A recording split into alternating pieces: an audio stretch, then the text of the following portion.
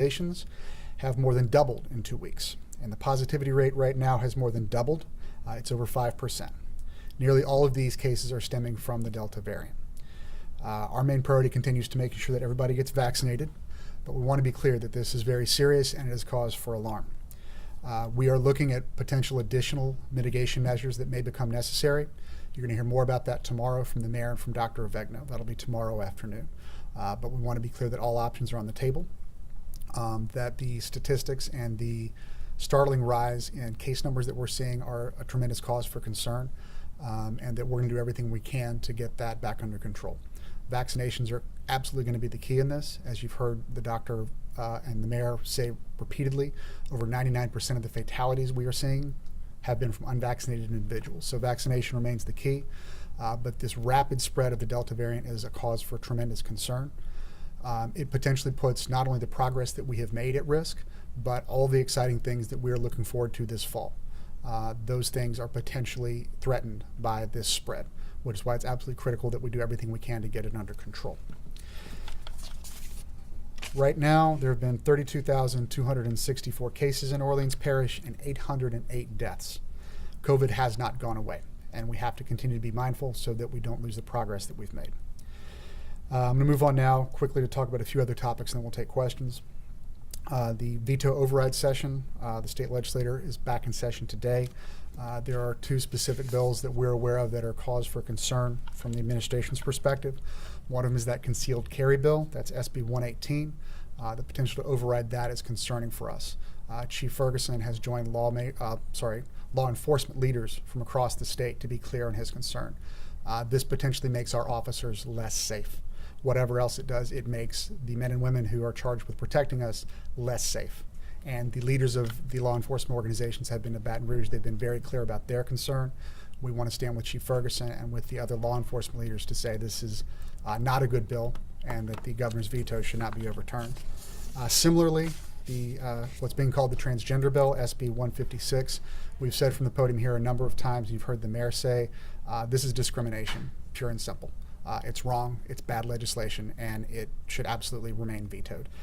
New Orleans is a city where all are welcome and where discrimination is not going to be tolerated. This is not something that we can stand with in any kind of way, and we support the governor's veto. We hope that the legislature does not overturn that, and we call upon our legislators, not just from the Orleans delegation, but from statewide, to be very mindful of the precedent that sets and the potential economic impact. To say nothing of the ethical nature of it. It's unethical and it's discriminatory, but could also hurt us economically. And we encourage the legislators to be mindful of that. A couple more announcements. Today is another Infrastructure Industry Day. There's a teleconference happening today at 2 p.m. The sign-up information is all available online on our social media. The teleconference is going to include announcement of new contracting opportunities as part of upgrades to the city's infrastructure. Speakers will include Mayor Cantrell and Deputy CAO Ramsey Green, so that'll be today at 2 o'clock. Related to that, we sent out a release on this late yesterday, but the letter itself went out towards the end of last week. The mayor created a letter that was sent to contractors doing business with the city to outline and specify the expectations of them as long as they're doing business with the city, with DPW, with Sewage and Water Board. There's a tremendous amount. There's more than $600 million worth of construction projects underway with more in the pipeline. That does mean that everything feels open, everything feels ripped up.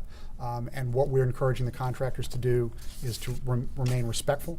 The work has to be rooted in respect. That means respecting the neighborhood in which you're working and respecting the residents whose lives are being impacted by this work.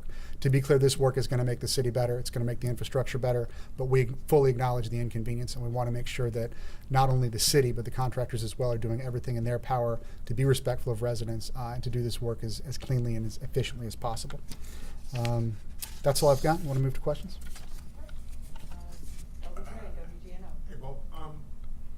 The outages from Entergy, we're kind of in the 24 hours of this thing now. Are there any additional steps being taken on the city part for that? So the update that I got right before it came out, the repairs to the Durbany substation are taking longer than anticipated, but there's 249 customers still without power. They're anticipating having that restored by 4 p.m. today. That does include Tulane Hospital, which is right now working on generator power. We've instructed Entergy to work with Tulane to make sure that those energy needs continue to be met. Our understanding is that is the case, that's happening. As I understand it, a bird flying into a transformer was the cause of this, and it actually did more damage than they thought, which is why it's taking longer than anticipated to get them back up and running. But what they're telling us now is that everybody will be back up by 4 o'clock today. Obviously, that's longer than we would like, but it's kind of a freak thing, and hopefully be sorted out by 4 o'clock today. And one other question I had about the whole COVID thing and all, and I know you said that the mayor is going to be with Dr. Avegno tomorrow, talking about any mitigation measures. But is the city tracking any additional vaccines? Are people responding by more folks? I haven't seen that yet. I potentially those numbers are out there, but I haven't seen that yet. That's something certainly that we can speak to Dr. Avegno about if she's seen any additional information on that, because I think that would be the silver lining on this, is if this can scare people into finally getting the vaccine and making themselves and their community more safe, then that's the best thing that could come out of this. We have not seen, I have not seen specific numbers on that yet. Anecdotally, certainly I think I've heard, and I'm sure you have as well, people that are finally waking up to this and are finally getting the shot, or they see somebody that's sick and they go, oh, really, this is awful. I'm going to go get the shot now. Right. Those little incremental things, every drop counts. Every shot counts. So we want to see that continue to happen, but I don't have specific stats on it. Not to my knowledge. I mean, we're doing the level of testing that we have been. I don't know that that's ramped up at all. But you heard Dr. Avegno say last week that she was satisfied with the level of testing giving us accurate information. The information that it's giving us is startling right now. WDO2 followed by WWL. Enough time. No worries. First question, is there just can you elaborate any more on saying all options are on the table for tomorrow? Would this include masking, that sort of thing? No, I can't go further than that. Dr. Avegno and the mayor will be spelling out what that means. I will tell you that masking is certainly something that they're looking at, that's under consideration. It's a strong possibility. But those official announcements will be coming tomorrow from the mayor and from Dr. Avegno. The second question, this is from Travers. Sure. He says Jazz Fest coincides with Election Day, October 9th. Is there any advice to residents who live near the fairgrounds where there are also polling locations? Sure. A lot of activity on that day. I would say we want everybody to go vote, and we want everybody to go enjoy Jazz Fest. Given that there may be some logistical hurdles to that, it's good to be talking about that now and starting to make a plan. If that means voting early, then so much the better. But we want to make sure that everybody does both things. Go to Jazz Fest and go vote. WWL. At this point, how much of this is personal responsibility? What is the administration's position as you consider options for additional mitigation measures? I'm talking about COVID, obviously. Sure. Is to say, you didn't get a shot, that's on you. And we're not going to take extraordinary measures to limit the people who have gotten their shots access to services, et cetera, Sure. because you didn't go and get your shot. Sure. I think that's something that the mayor and Dr. Avegno will be able to speak to at greater length tomorrow. I can say from our perspective right now, certainly there is personal responsibility there, but as it's been made very clear in the last 16 months, this is a collective and a community impact and a community responsibility, right? For all that someone can behave in a selfish manner or an ignorant manner, it doesn't end with them. Those decisions can have an impact and do have an impact on everyone else. You heard us say last week, one of the major concerns right now, in addition to unvaccinated individuals dying, is that the spread of the disease, the further the Delta spreads and the more opportunity it has to spread, the more opportunity it has to mutate. At that point, it could mutate in a way that makes it resistant or able to avoid vaccines. At that point, we're all back to square one. So that's really the worst possible scenario. And when you talk about personal responsibility, yes, you're not, nothing is just personal. Nothing is just specific to one individual. We're dealing with a pandemic that not only is global in its impact, but the way that we address it has to be as a community, has to be as a group. There has to be a sense of not only what are my rights, but what are my obligations.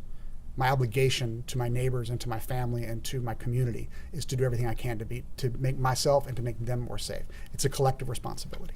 Thank you. Yeah. And real quick, is there any kind of update on, or has the city received any update on the Hard Rock investigation and whether we're going to have any movement there? Not to my knowledge, but I'm happy to circle up with you afterwards if we've got additional follow-up on that. Yes, New Orleans has kind of been a role model across the state for how it's handled the pandemic over the last year and a half or so. With the 9-fold increase in the last 2 weeks, it doubles in hospitalization and positivity rates. Is there any concern in the city where they're backtracking on the progress that the city has made? Yeah, absolutely, there's concern. Yeah, and I can tell you that in terms of our vaccination rates, we're still very pleased with what we're seeing. relative to the rest of the state. The numbers I have right now, 69.1% of the adult population here have received the first dose, 63.7% are fully vaccinated. 50.9% of the total population is fully vaccinated. Relative to the rest of the state, relative to the rest of the country in many cases, those are very good numbers. They're not where we need them to be. That will remain the concern until it's not, getting above that 75% threshold. Because as you note, folks from we're a destination city, right? The concern has always been, we need to get all of 100% vaccinated, because the people that are coming to us may or may not be. They may be coming from areas that aren't vaccinated. They may be coming from areas that aren't as diligent or as forward-leaning or as responsible as we're asking our people to be. But because we are a tourist-heavy economy, because we have people coming, we want people to come. We want the Saints, right? We want full capacity. We want Jazz Fest. We want everything that's supposed to happen this fall. We want that to happen. But for it to happen, we've got to get this surge under control. Is the city doing anything to reach that age group that's being affected most, that 18 to 30? I mean, I think you're seeing us try on every front we can, and we're certainly going to continue to iterate and to continue to do everything we can to meet people where they are, be that by census tract, by age group, by demographic, whatever it takes. We're going to continue to again, everything is on the table in terms of trying to do that outreach, because at the end of the day, no one is safe until everyone is safe. Patty?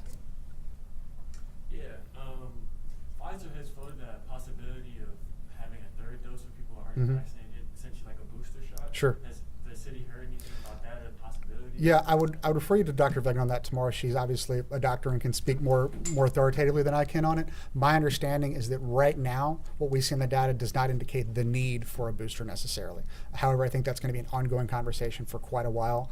It may be that, like the flu, that this becomes an iterative thing every year. But right now, we're not seeing a need for a third shot. It's my understanding from Dr. Avegno that the 2 shots or the 1 J&J makes you as safe as you can be at this time. Other questions? Circle back on the trash thing.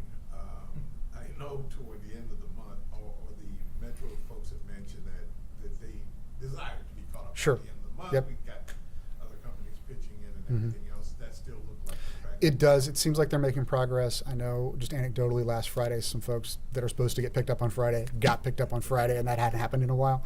So anecdotally, we're hearing that, and the reports that we get from them every day, their communication with Matt Torrey in our sanitation department, as we see those reports, there are more days than not where they're either achieving completely or getting much closer to it. So it does seem reasonable that they'll be fully back on track by the end of the month, which was the target. All right. Thank you All right, thanks everybody. I don't, but we'll have an advisory out on that Yeah. later in the afternoon. So likely, something out. yeah, there you go. Does this belong?